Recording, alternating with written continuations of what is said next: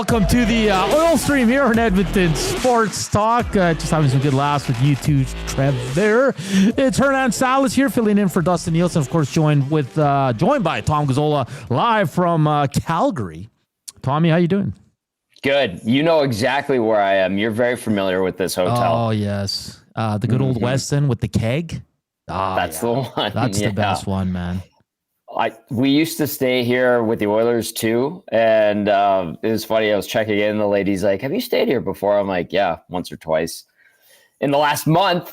I'm just kidding. It's great to be here, but it feels like I'm missing out. I've got a little bit of FOMO back home. I went to the rink yesterday for training camp, Nanso, and then I had to take off for Calgary. So, it feels weird. And the Elks are playing this weekend in Hamilton, and I'm here doing Lions and Stamps, and then we got, preseason action. I'll be back for the preseason game on, Sunday where they get going. So it feels like a million things are happening at once right now.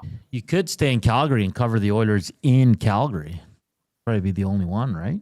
Yeah, I guess I could do that. Yeah, why not? Do you think EST's got a hotel budget for another night? Let me call EJ from the Elks. Maybe he can set you up with a buddy or something down there. Yeah, get the NHL right. You know what? I don't even think the Oilers are going to be here or staying over. I think they're just going to fly in and fly out. That's how we used to do it, at least during the preseason.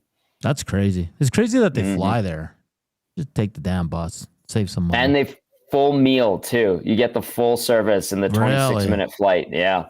That's crazy. I know. Of course, the Oil Stream is presented by good old Boston Pizza. Just go check them out. Of course, Tommy will probably be there. I shouldn't say we. You will probably be there a few times this year for pre and post, which is going to be awesome. It's such a good spot, too, man, the one on Westgate. I feel like the Nasties really like that spot, too. I truly do. I think that's like their favorite spot. It's become a great spot. We got a good relationship with Curtis and Tony. Hey, and we made those deals with Tony too for the free food, and very excited about that to see how David Tomášek does. If he's playing with McDavid, we might lose those bets. I know. Look out! Day one of on ice on trading cap. So. Hey, by the way, we're at Boston Pizza Manning on Monday for lunch. So join us. Lock Shop and Oil Stream will be there back on the north side. Good to do that. But yeah, BP, we did get some emails today. It looks like the 14th might be a BP's night, and I think the 26th. So circle that on your calendar. We'll confirm it shortly. But the wheels are in motion, and it looks like we'll probably be back at Hudson's and maybe some Ice House. And then I think BP Clairview wants to get on board. So we're spreading it out a bit. Shout out to Jason and Lisa over at BP Clairview. They have a beautiful new location. Obviously, BP Westgate has the renovated lounge with the golf sim, which you could do a whole bunch of other stuff on. Great giveaways from Tony and Curtis. I'm excited. I was saying, like, I'm not ready for hockey. This week, going to the rink yesterday, I'm like, okay, I'm ready for hockey. So we're going to have a lot of fun this year. Yeah, it's going to be it's definitely an interesting season coming up for sure. I got to give credit to Casino Dealer J. Stuart Thinner, the new nickname for Stuart Skinner. You can see it in his face, man. Like, we played him yesterday with Joaquin, and you can see he's lost some weight there. Hopefully it helps him on the ice, being 15 pounds lighter. He kind of corrected it from, I think it was 30 pounds that the Oilers had pulled. He said it was just an honest mistake on the roster sheet, but good for Stuart Thinner. We'll see if it makes a difference for him, and we'll roll along. Like you said, Tom, day 2 for the Edmonton Oilers down at the down there by the downtown arena. We got lines yesterday. Listen, we can read a little bit into the 4 lines that are going to be here, but I don't, because if Draisaitl's starting the season with Podkolzin and Kapanen, I'm probably going to lose my mind. But I still think Podkolzin will start on the one side, but you got to find a better option on the right side. And Tomášek's going to get a look, Tom, but again, placeholder. Again, he's going to get the first look, but I don't know, because I haven't seen Tomášek play. We had DVD on yesterday. He said, yeah, he's big. He goes, I'll give him that. He goes, Yeah. you can see that he's got some silky hands and all that, but the big question is, can he keep up? So I know you probably watched him a little bit yesterday too, but there's not much to go on Tomášek until we'll see him in game action, correct? No, that's a good way to describe it. And the early reaction, Nanso, I mean, you mentioning Kapanen potentially being on the second line right side with Leon Draisaitl and losing your mind. I get it. Like we've been itching, clamoring for the start of camp, and you want to see what potential line combinations are out there. But listen, I know like Tomášek on the first line has people kind of curious and looking at other lines. They're in two groups right now. Yeah. I just want to note that they are separated. There's a ton of bodies in camp, and they're going to have to get through the first few preseason games. We'll see the roster get whittled down a little bit. Then you're going to start to see things form up. But like if you're going and saying to yourself, boy, David Tomášek on Connor McDavid's line day one of training camp, I don't like where this is going. I would say, I understand. Mm-hmm. I don't think you're wrong. But there's a lot of time between now and game one of the regular season, and there will be a lot of changes that do occur. And you know, will David Tomášek be on Connor McDavid's right side game one of the regular season? I'd put it at 80% no. We'll see how he performs. He's new to everybody. If he can keep up, like you mentioned, if he can score a few goals in the preseason leading up to the regular season, then okay, maybe he ends up there. But if there's no chemistry and he can't read off of Connor McDavid, then he's not going to be there. It could be changed very quickly. And I think that's worth noting just to remind ourselves. Let's take a deep breath. Let's see how it plays out. If you're freaking out about lines on day one, there's like 50 to 60 guys in camp right now. Things will definitely change. Yeah, we said yesterday, take it with a grain. And I mean, Oilers fans are smart. They know the first week of camp, the lines don't really stick. Is he going to get a look? He might. Sure. Why not? Why not? I don't think it's like a mainstay. Same with Kapanen and with Draisaitl. I do think they do want Savoy, like Howard skating with Frederick and Janmark. That's not a line, Tommy. Like we got to be real here, right? So I noticed that yesterday. And I was like, oh, day one of camp. Okay. Yeah. Another interesting tidbit from Coach Chris Knobloch. He wants to see Nuge more at center. I think I like that because he hasn't produced on the wing in a couple of years now, Tom. And nothing against Nuge. You know, he's beloved in the city. Like they love him. He's been an Oiler his whole life. He does everything right. He's a good two-way guy, but the production's going to fall off. And at this point in his career, he might have to switch roles, Tom, right? He might not be that top six guy anymore. He might become that third-line center that's just a strong player, a la like a Philip Deneau, right? Like maybe not with the feistiness, but just solid, can chip in and can moonlight in your top six. Do you like that Chris Knobloch is stating that he wants to see him more at center to start the season? I don't mind it. I think that could still change too. I'll add Henrique was on the wing yesterday. Yeah, and with Nuge. Knobloch talked about that too, right? Like, so we could see those guys shuffle around. We could see Nugent Hopkins slid over to the wing again.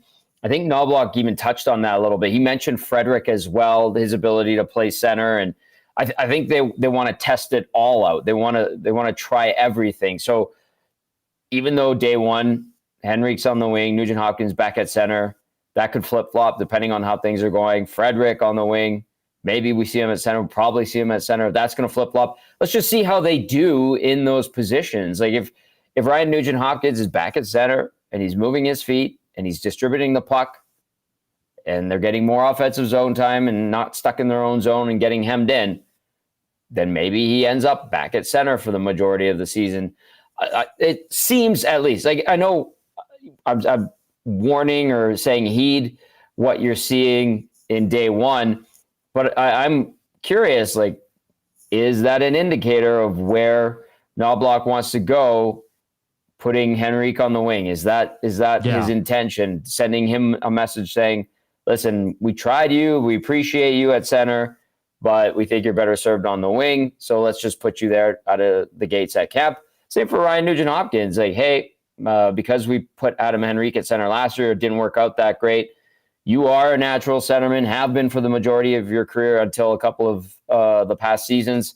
Let's go put you back at center, Ryan, and see how that goes. And then if those scenarios don't play out to their liking, they can move things around again, and they have some options. Like, we know Janmark can play center. To what effect? I think that's subjective. There's flexibility, and I think that's good on this roster, is how much flexibility there is still. So we'll see how it goes, and until these guys play in games. And you know what, Nanso, even the later preseason games, I think, is where we'll get a better indicator as to where they're at. What position suits them best at this point of their careers.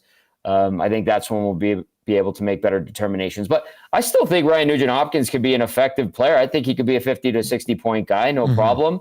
He has taken a dip in the last couple of seasons. We'll see. I don't know if I'm ready personally, because I'm completely biased, and I'm open to this. I'm completely biased in favor of Ryan Nugent-Hopkins. I still see him as an offensive threat, a 5-tool player, that I'm not ready to go, well, he needs to turn into a defensive forward at this point in his career. I think he can continue to maintain that path that he's been on, unless things go south in a big way offensively for him, to the point where it's like, he just doesn't have it anymore. I don't think we're quite there yet. I still have hope for him personally. And so I'm not putting him in that silo, if you will. And I think the major point here is it's all great to say that now, but let's just say these young guys don't work out in the top 6. Yeah, it's by default you're going to have to go to Nuge. Yeah, because he's always there. He's like the fallback plan, right? Exactly. So it's going to be interesting to see. Interesting that Enrique's on the wing as well. Ike Howard, he knew he was going to start with a few vets, bottom 6 guys. He's going to work his way up. Maybe we'll see how he performs in the preseason. Another point, I guess, talking point. Let's go to the defense. Jake Wallman's going to play on the right side, but he stated, if you're going to play me there, leave me there. He doesn't want to be going back and forth, and I kind of like that. I really like that from him. And I think it's a solid pairing with Darnell Nurse. I think they're very similar. I mean, I'd give Darnell probably the edge in skating, but offensively, Wallman's better. Defensively, they're kind of even. I think Wallman's a little more consistent. Darnell has his, he goes up and down throughout the season. He was really good last year, though, during the regular season. Yep. And then you got Kulak and Emberson. I'm really liking this D-core, Tom. But do you like that Wallman kind of stated, like, if you're going to play me on my offside, leave me there? I'm okay with that. And I'm sure he went out and said it knowing or having conversations with the coaching staff and them stating their intentions of where they want to put him. And I think that allowed him the freedom and confidence to say, hey, if I'm going to play on the right side this year, that's fine. Just leave me there so I can get into a rhythm and build up a routine and feel comfortable. I understand, because I guess when you're going back and forth, you don't know, or maybe you get crossed up. Guys are creatures of habit, Nanso. So I get it. Like, okay, like, leave me on the right side. Let me figure it out. Let me feel comfortable, and let's just go at the season that way. I get that. It's kind of keeping the focus on one task at hand, not bouncing back and forth and getting confused and things like that. So that's fine. And if that's going to be the second pairing, well, I have a lot of questions about them defensively, because, Nurse, God bless him, he still makes those blunders, and we hear it on the pre and post game shows, and you hear it on your show, and people, get upset, and rightly so, when they see an absolute pizza dished up the middle that goes for a goal against the Oilers. And sometimes that's Darnell's fault. Jake Wallman's guilty of that as well. So there's 2 guys who are prone to making a blunder. Wallman, you could say he makes like one every game or 2 where you're just like, oof, that was a bad one. And fortunately, most times it doesn't end up in the back of the net. And then Nurse, it could be super consistent one night and then completely off the next night. And so let's see if he can find some consistency in a good way. The potential of that pairing is good, but the potential of that pairing can also be scary. I think Jekyll and Hyde would be a nice way to describe those 2 until they prove us wrong. And that's the thing, right? We're going to have to wait. It's kind of like a wait and see, because if it doesn't work, it doesn't work. We know Bouchard and Nurse don't work. We know that. Yes. Right? We know that. Yeah, so that's out the door. So they're trying something new. I listen, I don't mind it. But like you said, it's probably the most watched pairing heading in because Kulak's going to be fine with Emerson or Stetcher, whoever they play with him. And then top pairing, I'm not too worried about. Let's just keep going down here and just kind of things that have popped up. Zach Hyman will miss the first month. That was confirmed. Target date of November 1st. Doesn't mean they haven't, it's not official. They said that's just the target date. It could be less, could be more. Zach Hyman. But Tom, we kind of knew this, and this creates a lot of opportunity to see who's going to play with Connor McDavid or in that top six, whatever it is. No one can replace Hyman and what he brings, but I like that it's going to create some opportunity. And these guys, I'm sure it's exciting. It's probably a little nerve-wracking. They're like, well, look at the opportunity I'm getting. I don't want to blow it. But unfortunate for the Oilers. They're going to have to survive the first month with one of their best forwards. But I like that it's creating some opportunity. Yeah. Let's see how he heals. I mean, this is a guy that took a Bush bomb to the nose, and he described his nose as sounding like a bag of potato chips being crunched. And he didn't miss a game. I mean, the guy's a warrior. So I'm sure he's doing everything in his power, working with some of the best in the business medically to get him back on track and back in the lineup. And he is skating, so that is worth noting. The Oilers could still survive without him. They have a good team. They do have depth. And I'm looking at Howard and Savoy, and I'm saying, okay, the coaching staff, in my estimation, is probably telling them, guys, we want you on this team. Just go with the opportunity. Feel the confidence to go and make a play that you feel you can naturally. Use your instincts. Go. I know you're going to be nervous, but we want to breathe confidence in you, and we want you to know there is going to be a chance for you both to make your mark on this lineup. And it's going to be hard. The level of competition, the type of players you're playing against are way better than anything you've faced before. But just go out there and play. We trust you. All that stuff. And with a guy like Hyman being out, I think that might entice one or two of both of those guys perhaps to really jump at the opportunity. And I hope it does. And I hope they have success. And, on a lesser note, maybe it provides an opportunity for a guy like Tomášek to step in and make an impact and earn his keep, if you will. I don't know how I feel about Kasperi Kapanen. I know Reed pointed out to me with Benny Thompson when we were making the rankings of importance. They're like, well, this coaching staff really likes Kapanen, and they put him in the top six every few games, and he gets a consistent look there. And I'm like, yeah, that's right, even though he probably shouldn't be up there. And yet he has a good game, and then he kind of fades away. So there is other options, but I really would like to see these young guys just take the bull by the horns, man. Like Ike Howard, you hear about his confidence and how much swag he has. Well, that's great. Have it on the ice at the NHL level. You're going to make mistakes. This is the hardest league in the world to play in. But I hope that he can go out there and have more positive plays and a better impact than negative plays and a negative impact, especially early on. And the same with Savoy. But I would have more faith, and I've stood by this the whole time. And so I would have more faith in Savoy finding that early and kind of understanding things better just because of that full year in the AHL in this organization, getting the taste of the NHL as an Oiler a little bit last year. I still think that gives Savoy a leg up, but that shouldn't, deter Howard from wanting to go out there and prove that he's just as capable, if not more. And I think I think a lot of media have said it, like just have low expectations of Ike Howard. And that's not a bad thing. Like, we got to understand that this guy's coming from college. It's a big jump, Tom. And he's coming into a team that just went to two back-to-back Stanley Cup Finals loss. But it's not a lock that he's going to start there. Some people were a little worried about his performance in the rookie. He was fine, Tom. And you take those games with a grain of salt. We all know that. Yes. We're going to see him with the big boys, but he's going to have to show something. I don't think Ike Howard is a guaranteed spot in the 12 forwards here. I don't think that's realistic. I think he's got to earn it. And I'm with you. I think Savoy is a step ahead because he has pro experience and he had success in the AHL, which is an extremely hard league.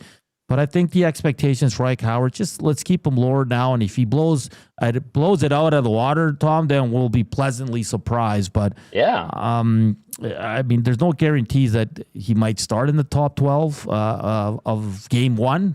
He might need some seasoning down in the AHL, and that's okay. I think that's totally okay. Tom, quickly, I know this is probably going to bother you because it bothered me. Utah said no to Connor Ingram. We're going to release him. And you know how it is. When a player is released or is a free agent, everybody wants that player in Edmonton. I went through his stats, and again, for me, like, listen, no one's sitting here saying Stuart Skinner's perfect and he's a finished product. He needs to improve. Yep. He's doing everything he can. He's dropped 15 pounds. He's working with a new goalie coach. A very positive interview with him yesterday. He's just a very likable guy. But we got to stop with these sideways goals. Like, Connor Ingram's not a better option, Tom. At this point, probably not. And it's probably not so like a few people making a lot of noise, like, fans making a lot of noise. I can understand the thought process of thinking, well, what do you think Connor Ingram could be as a member of the Edmonton Oilers? Would he be an upgrade? Like, it's fine to have those conversations and those thoughts, but to be like, go get this guy. You need to get this guy. He's already a step up. I think that would be false. His body of work, is an indicator. I know he went through the NHL treatment program. That's good.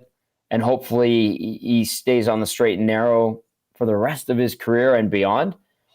But that might, raise a little bit of concern. Again, if he's good to go, complete the program, good. I mean, that's a huge indicator that, he's back on track.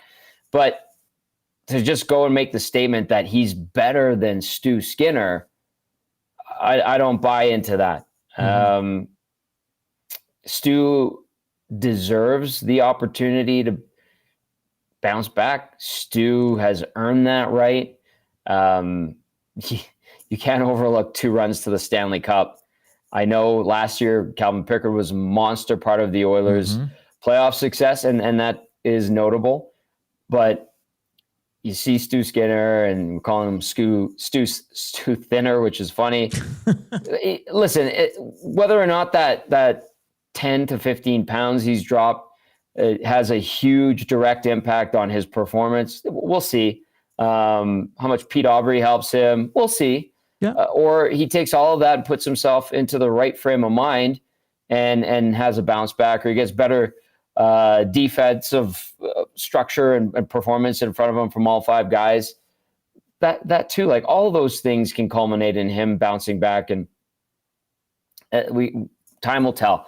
But to just flat out say, get rid of Skinner and bring in Connor Ingram, I think that's a bit flawed, but that's just my opinion. I think Stu could bounce back. I stand by it. It's make it or break it for him this year, Hernan. Yeah. Oh, 100%. And this goaltending tandem has gotten you to a cup final 2 straight years. So unfortunately, that gets disregarded by some. Yeah, of not course. all. But Connor Ingram, I don't think, is the answer on September 19th. No. Listen, these guys are going to get a run here. Like you said, contract year for both. Pickard, a lot older. He's been around for a while. He's been a steady Eddie, one of the better backups in the league. Stuart Skinner, it's a big year for him. Contract year, Tom.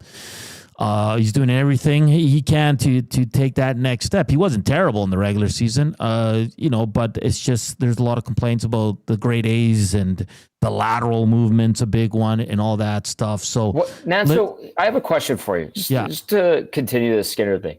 Like, if Stu eliminates allowing a goal in the first couple of shots and gets that out of his system, and the Oilers get off to some early season success, and he's like hovering around a 900 save percentage and, under 3 GAA, like, will that at least quiet the noise? Especially if the team is, let's say, like 7-4-1 in the first month without Zach Hyman, like, and he's got 5 of those wins, I don't think so, Tom, because every loss, and you've been doing post games for years now, and then last year was at his worst. Every loss is still going to be blamed on Stuart Skinner.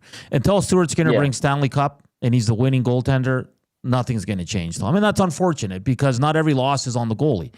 And like you mentioned, they're like, can the team improve defensively? Because I think Joaquin and Castle, two guys said yesterday, the Oilers give up a lot of grade A's. And their penalty kill sucked. The penalty kill was terrible. And that's a big, and goaltending is a big part of that. So, yeah, I think Stuart Skinner, listen, I think he's going to get a run. And I truly believe if the goaltending is bad, Tom, I think Stan Bowman's almost going to be forced to make a sideways move just for the sake of change. Yeah. But if these guys are good and solid and the Oilers once again are a top 3 team in the Pacific, they're going to roll with these two guys into the playoffs. And then I don't think they're in any rush to sign Stuart Skinner. It's kind of like a wait and see in the next summer, right? Like they're not going to sign him during the season unless he's completely unreal, like a top 5 goalie. But for me, it's that. I think if they're good, they're going to be happy with it. They're like, these are our guys. We've gone to 2 finals. I think if this team is struggling mightily, and especially between the pipes, I think Stan Bowman's almost going to be forced to do something. I would be with you on that wholeheartedly. I agree. I mean, the hometown thing, and you heard some of the rumblings about what people were doing during the playoffs and pestering the Skinner family. It's disappointing. You hope it's not true, or most of it's not true. But yeah, there is the very real possibility, depending on how things go, that he's not an Oiler to start next year. Again, a lot's got to happen. And we're getting Zedmo asking about Carter Hart. Guys, Stan Bowman said they're not going there. Okay, and there's rumors that he's going to be signed. The Carter Hart thing, it's dead. Don't even bother. Like, they weren't interested. I said it on this show the last month or so. That's a name that was not being discussed among those in hockey operations. And then they flat out just said there's no interest in Carter Hart. And Carter Hart's camp, CJ put it out there, Chris Johnston, who'll be back on our shows starting in October, said that Hart wants to go to an American franchise with a chance to win. It's done. It's done. You can't, Oilers fans, it felt like they wanted to will something into existence, and it had no merit to stand on from day one. Yeah. Ro Nelson says he has been pulled in 8 of 10 playoff series. That's not correct. Like in games in those series, sure. But like, how many goalies got pulled in every playoff? Like, Bobrovsky didn't even start the playoffs as the number one in 2024 for the Panthers. But this is what makes me laugh, though. It's just because everybody's talking about this Oilers team, and they haven't done a good job management. They've gone to 2 finals. I know they've lost. All 4 of the last seasons. They've lost to the eventual Stanley Cup champion. That's insane. Does Hyman help last year? We'll never know. Sure. Maybe. Probably. Yeah. Does he help them win a Stanley Cup? I don't know. But he'd probably make things a little tighter. It'd probably be a closer series. Would he score in game 2 of overtime? Maybe. I don't know. Yeah, it's... didn't happen, though. I just... Tom, this Stuart Skinner stuff, I think it's even going to be worse this year. I truly do. Unless he's like all-star caliber. Yeah, exactly. I think it's just going to be bad. And it's unfortunate. I mean, I think Gager always brings it up, and he makes a good point. This was supposed to be the year he takes over for Jack Campbell. Yeah. Right? This is his 4th NHL season coming up. He's been an all-star, Calder finalist, 2 Stanley Cup finals. Was it a smooth ride to the top? Nope. Very bumpy. Sometimes you went off track. It's okay to admit that. No Clue says, yeah, they lost 2, but Florida is getting better and the Oilers are not. Well, we don't know that. We don't know if the Oilers will be better. They could be. What if Florida falls flat on their face because they're tired? I don't know. It could happen. I doubt it happens, but it could happen. And not just they won't have Tkachuk. Yeah. Huh? And not like, look what Connor said yesterday. A lot of the older guys, they're like stoked with the youth that's coming in. Like they said they needed that, where last year, they were all down because they lost in the final, but it was the same group that came back. And it's been mentioned, like, we were like, just get us to the playoffs. And bringing in youth kind of changes that mentality, right?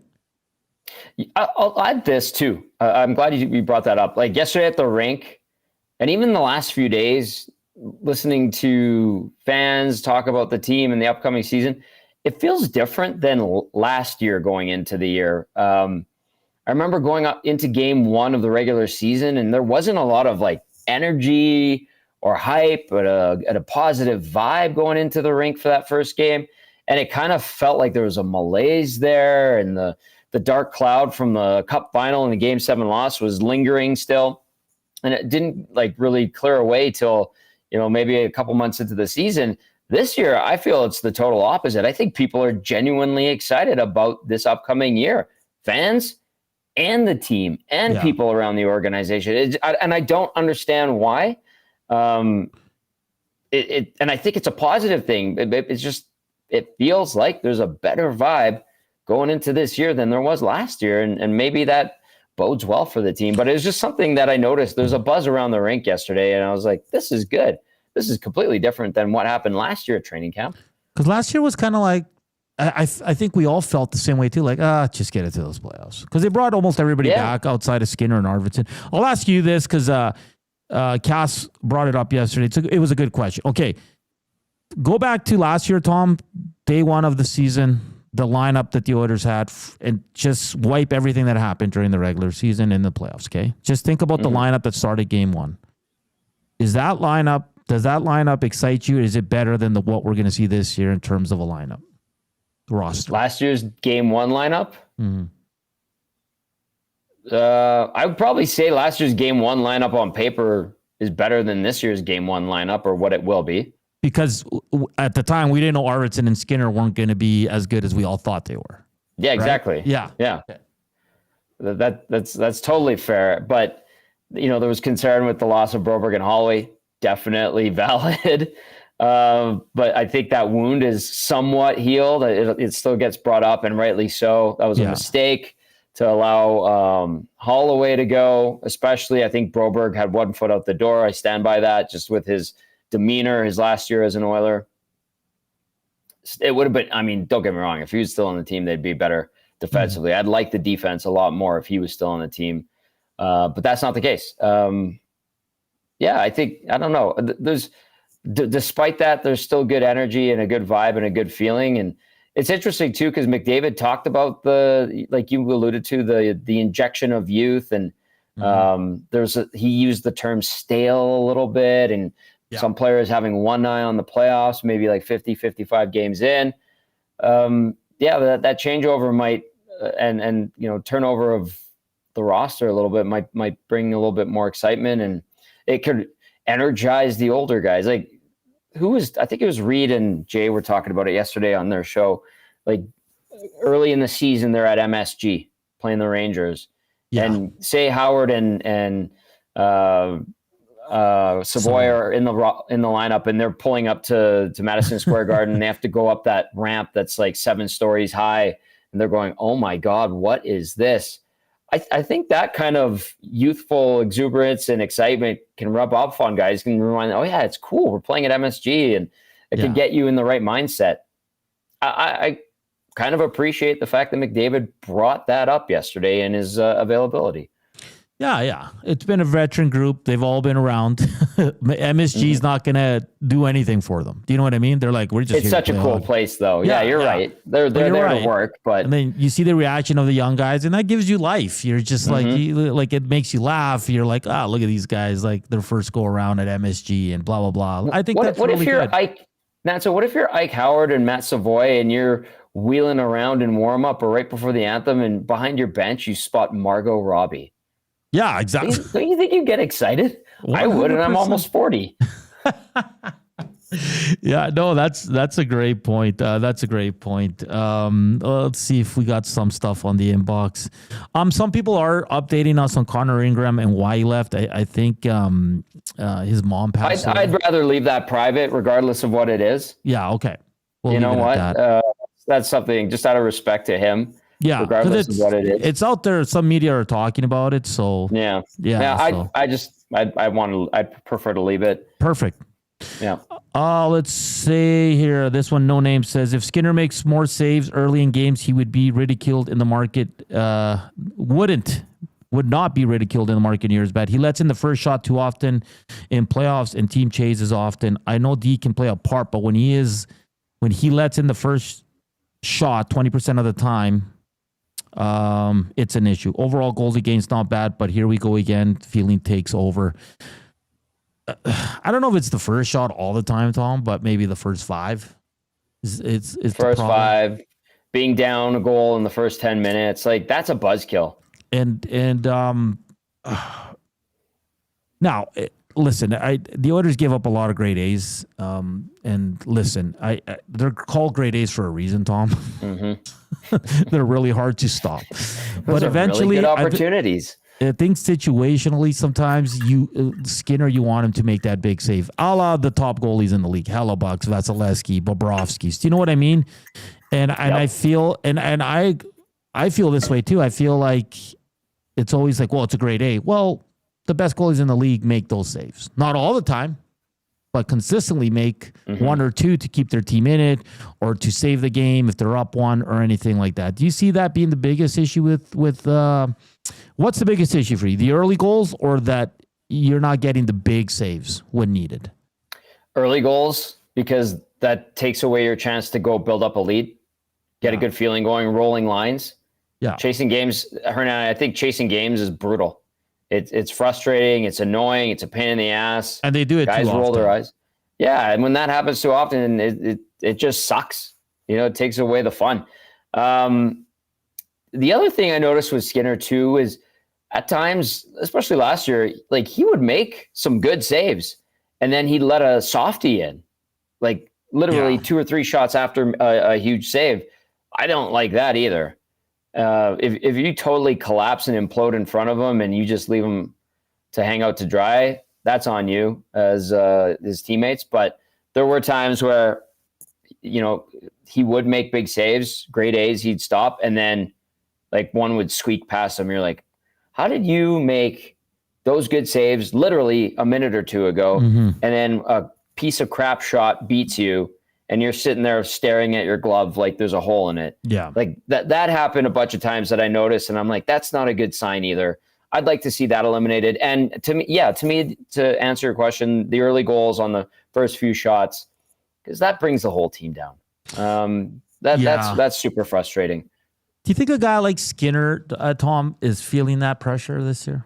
Or do you think he kind of blocks it all? Because he's overly positive. He's kind of, we know his story. I think that's just his outwardly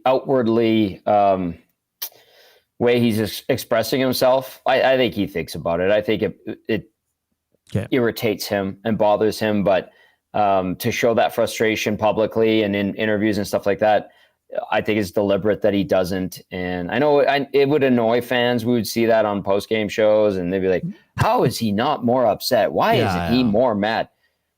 Because he talks about, training his mind and being in the right place and all that. And I think, that's his strategy, is to not show that he's mad publicly, but he's probably pissed off, because of what happened on a night-to-night basis. I think he does get frustrated. I do think he thinks about it and dwells on it. It's just he doesn't MF everybody on the team and himself post-game. Because last year, we were kind of looking at Bouchard, and it was a contract year for him. Maybe that's why, like a small part of it, why he struggled during the regular season, Tom. I just hope 4 Nations. Exactly. I just hope that's not the case for Skinner, because it can go one of two ways. He can be brilliant, like we've seen a lot of players in contract years, or it can go sideways, right? Like maybe the pressure is too much and all that. And it's going to be interesting, man. I think if you're an Oiler fan, I think you want him to do well, because if he does well, the team's probably going to do well, right? So I think you just worry about this year. The contract stuff will settle itself, Tom, and you just move forward. Tom, another big, it's not a big one, but contract's up for Knoblauch after this year, correct? And I know we brought it up when they talked about it. I mean, listen, Tom, and this is, it's kind of crazy to even talk about, but they're re-signing him. You're not. Yeah. I don't care what happens this year outside of the Oilers finishing in the bottom 5. You do something different, but Chris Knoblauch's earned an extension. I like his coaching style. I like his demeanor. The line juggling drives me crazy, but I mean, coaches will drive you crazy. Any coach can drive you crazy depending on what decisions he makes. But Knoblauch's not going anywhere, Tom. I don't think so. I think it would take a massive implosion and a horrible record, a 2-9-1 start, if you will, like we saw a couple of years ago with Jay Woodcroft, for him to be fired or not brought back. The other thing too, talking to some of his staff, like they genuinely think the world of Chris Knoblauch. Yeah. They think he's one of the best people they've ever worked with. These are people that have been on the staff for a bunch of years, and they have a lot of admiration and respect for him. I'm going to assume the players, think very highly of him. I have not heard otherwise. I've not been told otherwise. I think the way Chris Knoblauch carries himself and, with dignity and respect and he has that level-headed approach. He doesn't get very angry. Mm-hmm. He has that outwardly calm demeanor as well in his press conferences. I'm sure he can get fired up behind closed doors, but this guy's sticking around. Like Hernan, I think his winning percentage, last time I checked, it was late in the regular season last year, is better than Jay Woodcroft's. Yeah. Now he's been able to shape and mold his own staff a little bit. Glenn Gulutzan leaving. I think Glenn Gulutzan leaving is huge in a negative way for the Oilers, especially for McDavid and Draisaitl, because he had a monster impact on those two. They loved him, still do. But Gulutzan deserved an opportunity again as a head coach. He got it in Dallas. But now Chris Knoblauch can kind of build his coaching staff the way he wants to. And maybe that allows him to do things with more confidence and the way he wants to, and having more command of not only the room, but his coaching room too. So this should be positive for him. I would expect him to get an extension. It was interesting listening to Stan Bowman talk about negotiations, preliminary talks with others that don't have a deal for next year has begun. I would assume Skinner would be one of those. Ekholm maybe. Certainly Wallman. I think Brett Kulak might be getting another deal. Podkolzin is another one, absolutely. Mm-hmm. It's just, and I would lump in Chris Knoblauch because there's no reason not to keep him around, to be honest. Yeah, I think it's just crazy talk. The last thing this team needs is someone else behind the bench. People were calling for his head when we were doing post-game at times last year, and you and I were just shaking our heads going, are you guys nuts? Yeah. To the few, very few who would say that, and you're just like, what is wrong with you? How do you even think that or come to that idea? And in the playoffs, people were saying, wow, Chris Knoblauch outcoached Jim Hiller. Wow, Chris Knoblauch outcoached Bruce Cassidy. He outcoached Pete DeBoer. And then people were saying, oh, he got outcoached by Paul Maurice. Well, Paul Maurice had a team of all-stars as well and a pretty healthy roster to help lift the Stanley Cup for a second straight year, too. Yeah, Tom, a couple of boys at EST have conspiracy theories about this McDavid stuff. I want to ask you which one do you believe more, okay? Okay. YouTube Trev thinks Bettman, McDavid, and the Oilers are all they're all together just to put more eyes on the league. A deal's done, but it won't be announced till July 1st, 2026. They just want more eyes on the league. They're all in on this, and they're just going to make people sweat. And everybody, especially in the U.S., is going to be talking about Connor McDavid. Why hasn't he signed? Okay. That's YouTube Trevs. Matt Cassian said he was thinking about this yesterday morning. Well, Connor McDavid said, you know what, guys? I'm going to be the leader of all leaders, and I'm gonna do the same thing. I'm telling you all that I'm going to sign, guaranteed. I'm a man of my word, but I'm going to hold this out just so all the attention is on me and not on Stuart Skinner, not on Darnell Nurse, not on Evan Bouchard. I'm going to take the heat this year. I'm going to take all the questions. So no one's talking about anything else but Connor McDavid. Which one do you believe more? Which one do I believe more? Well, Cass's. Yeah. But how much I believe it, not a ton. That's just me. I think that one's likelier. Like I think there is some element of truth to him. Like he said, he doesn't want this to be a distraction. Of course, it's going to be a distraction. Tom, imagine the chants. They were chanting at the rookie game in Calgary. McDavid's leaving. Every arena in the league is going to do the same. Whatever. Listen, I still think he signs by the start of the season. I feel like I think things are quiet deliberately. I point back to Jeff Jackson's lockdown of leaks, and I think we're witnessing that in real time right now. And then, listen, like go back to Cass's theory. I think until he signs, when he's ready, all those things, sure, he can be the shield as Cass described it. And that's fine. And I think he's strong enough and has the willpower enough to handle that. And if Calgary people are chanting McDavid's leaving, I think he would probably chuckle about that. Oh yeah. I think he gets it done. It's just when they get everything sorted out, cross the T's, dot the lowercase J's and I's, and then they get the puck dropped for real in early October. I think he'll probably have a new contract. That's just my hunch. I'll also say this firsthand, being around the rink and then around the staff the past couple of weeks, I don't get a sense of panic. Nobody's like made a slight comment like, "Hey, man, we got to get this done." Everyone kind of knows, but nobody's like getting worried about it. And I think that's a good indicator too. Everyone's pretty calm, and there's no like offhand comments being like, "Well, Connor's not back." Like usually you get those little indicators, knowing people and being around them for so long around an organization, where you kind of raise your eyebrow and be like, "What did you just say?" That hasn't happened at all.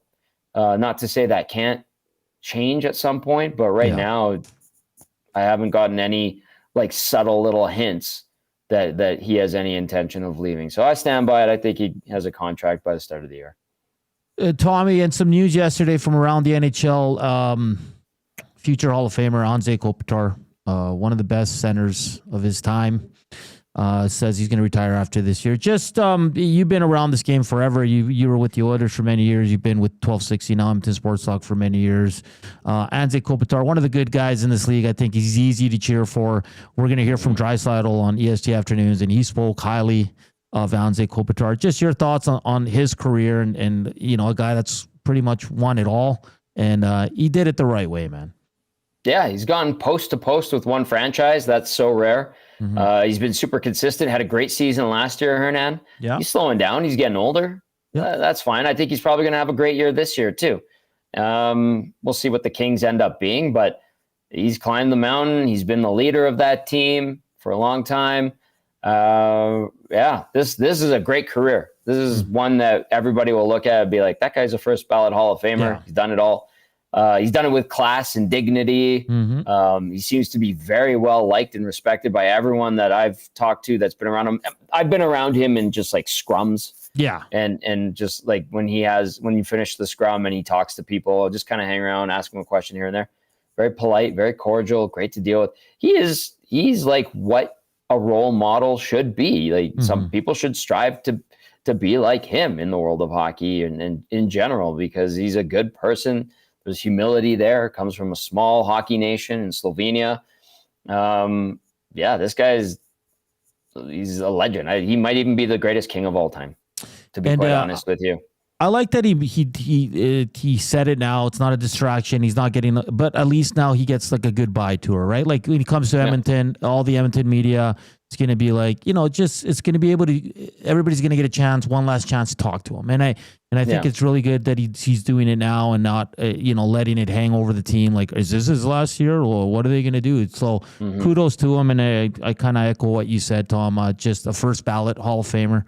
It's going to be a guy that we'll always remember. And we did Faces of the Franchise, and he's a lock. He might go down as the best LA King of all time, Tom. Yeah, I don't disagree. I mean, like two decades, captain, 2 cups, all-star, all of that. It'll be sad when the Kings are eliminated by the Oilers for a 5th straight year and we have to say goodbye to Anze Kopitar. Or does he make a run, Tom, in his last year? Avoid the Oilers in the first round? Yeah, I doubt it. Oh, but man. We'll see. Yeah. Well, I mean, it's been a great conversation. It's great talking like stuff that's actually going on. And we've heard from Stan Bowman and Chris Knobloch speaks, and all the Oilers players are taking their turns meeting with the media. It's great. We got some action on Sunday. And as we get ready for the start of the NHL season, you're in Calgary. Let our listeners know what you're up to down there. All right, I'll be working the sidelines myself. Dwayne Ford, Marshall Ferguson are on the call after the Argos game tonight, where Dusty will be doing the play-by-play in Toronto. And it's Indigenous Celebration Night here in Calgary, and so we got some neat stuff coming up during the broadcast, and hopefully it's a good one. It does feel weird. It does feel weird being down here, and there's like no Edmonton ties to the game. Yeah, and like something's missing, and so it's gonna be fun. I'm looking forward. This is my first non-Elks game since week 1 when I did Stamps Tie Cats, so different for sure. Looking forward to seeing what happens this weekend in Hamilton for the Elks, and we'll see what happens. I'll be at the game on Sunday at Rogers Place. I will not stay here in Calgary for a split squad game. By no means will I. I mean, Tom, you'd be the only guy with the info, though, man. I'm sure they're not sending a great roster here on Sunday. Let me call that a hunch. Natso, great job filling in for Dusty today. Really appreciate it, buddy. Yeah, this has been fun. Of course, Al's Argos at 5, and then Tom's got the second half of the doubleheader between the Lions. That's going to be a great game. It's going to be a phenomenal game. Of course, if you're an Elks fan, you want the Stamps to win so they can so Lions don't get too far ahead. Coming up on EST Afternoons, we'll have Guy Flaming to tee up the Old Kings. They start tonight in Red Deer. Tomorrow they'll be at home. It's Taylor Swift Day for their home opener. Curtis Lazar is going to be there as well. It's going to be a great night. We had Kevin Radomski yesterday on teeing it up. Yeah, so it's good. We have Zach to the Future, and we have Simone Lawrence coming on to talk Tie Cats. He's going to bring the energy. So, and of course, lots of Oilers talk. For Tom Gazzola, I'm Hernan Salas saying thank you for tuning in to the Oil Stream. We're back on Monday. Dusty and Tommy will have the Oil Stream for you. Ciao.